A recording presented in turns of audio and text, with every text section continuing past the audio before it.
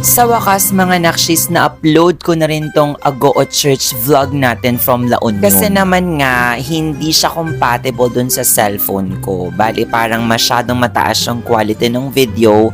Kaya nag-convert pa ako from MOV to MP4 colors. Anyways mga nakshis, nandito nga tayo ngayon sa Agoo Church kung saan naninirahan nga ang imahe ng Our Lady of Charity o mas kilala sa tawag nilang Apo Caridad. Hoy, sobrang tuwa ko talaga nung nalaman kong dadaanan namin to or pupuntahan namin yung Agoo Church. Sabi ko nga dun sa mga kasamahan ko na mga kaibigan ko, parang mas excited pa ako dito sa Agoo Church kesa dun sa dagat na pupuntahan namin. Paano ba naman kasi, di ba mga nakshirets?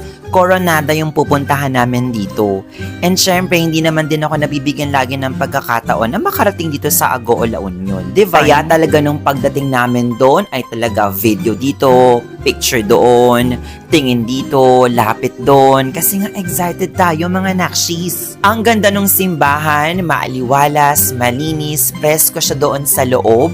Tapos nakakatuwa lang din dahil nabigyan tayo ng pagkakataon na makapag-venerate nga sa mga relics na ito. Kapag nakakakita pa naman ako ng reliquary, ako nagiging excited din talaga ako. Pinuntahan ko din tong imahe ni San Agustin, tapos yung imahe ni Santa Monica, na alam kong very luma na sila. Tapos ang ganda-ganda talaga nila, parang nangungusap ganun. Tapos siguro yung isa sa mga pinakamasayang nangyari sa akin sa Agoo ay yung ito, yung nabigyan kami ng pagkakataon na makaakyat doon sa mahal na birhen, doon sa pinaka-altar nila. May napagtanungan nga kaming babae doon mismo sa loob ng church na nasabi nga niya sa amin na ito daw mismo yung Coronada image ng Our Lady of Charity of Agoo. Ay talaga namang nung sinabi niya yun, talagang lalo kaming na-excite o makyat doon sa taas. Ganun. Tapos dinala din nga kami ni Kuya Gar dito sa parang underground graveyard ng simbahan.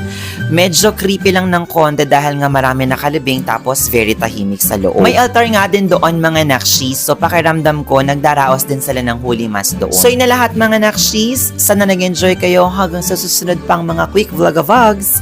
Salamat!